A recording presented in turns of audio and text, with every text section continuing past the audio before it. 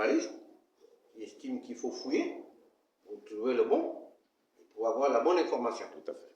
Alors, je voudrais tout simplement féliciter et remercier ceux qui ont pris cette décision-là de lever le quota qui a été réservé aux PME à l'époque, qui s'intitulait de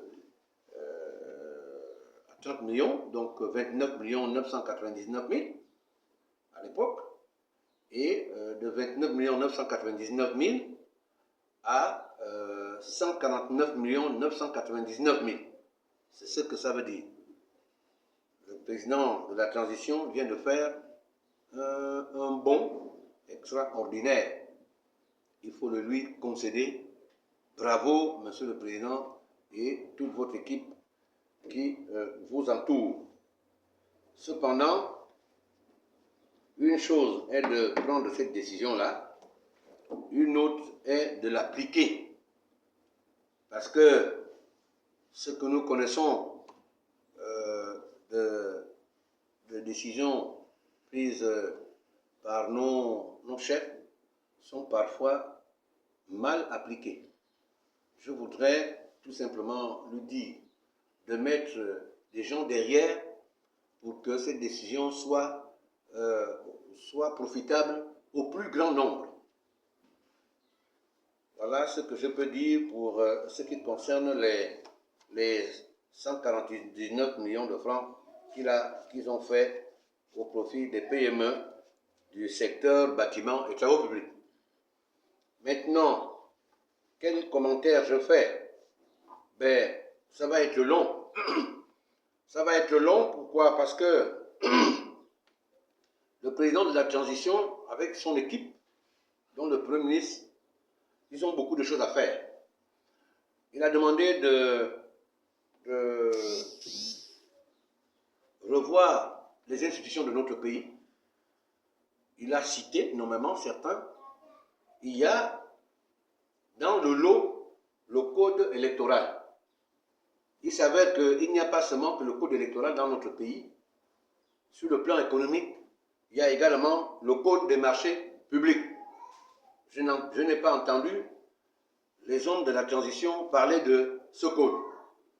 Il y a, s'il n'y en a pas, le code du commerce dans notre pays. Je n'ai pas entendu parler, les responsables de la transition parler du code du commerce. Il y a le code du transport dans ce pays. Je n'ai pas entendu parler, les responsables de la transition parler du code du transport. Il y a plein de codes. Bien, nous pensons qu'ils ont certainement omis, ils ont oublié de ne pas intégrer effectivement ces codes-là pour réécriture. Nous appelons ça comme ça, réécriture. Bien, pour ce qui est des codes, le code des marchés publics, je l'ai ici. Il y a des choses à dire et à refaire. Parce que ce code-là, comme je le disais tantôt, il faut des hommes pour pouvoir appliquer ce que le président vient de donner comme instruction. C'est un décret. Et le président, pour l'instant, c'est lui le président. Donc, ce que le président dit doit être appliqué. Ça veut dire quoi? Ça veut dire que le code doit être refait. Le code a été taillé au profit des expatriés. À quel niveau estimez-vous qu'il pourrait être révisé? Sur tous les plans.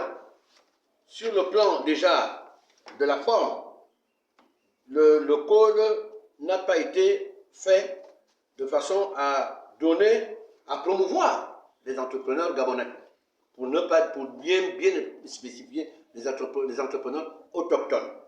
Vous avez le titre 3 des codes des marchés publics. Il s'agit de la procédure de passation des marchés publics en République gabonaise. Bien, nous contestons et nous allons le faire. Nous allons demander, parce que nous sommes en train de préparer avec les autres, de rencontrer les responsables de la transition, de revoir ce code-là sur le mode de passation des marchés publics. Il n'est pas conforme, il va totalement en envers de ce que nous nous attendions. Il y a le titre 4, dont la classification des contenus des marchés publics. La classification des contenus des marchés publics. nous pensons que pour classer les marchés, la loi 1/81 est claire. Et avec son décret 1024, il dit il faut saucissonner les marchés publics pour les rendre accessibles aux petites et moyennes entreprises. Ce n'est pas moi qui ai créé cette loi-là.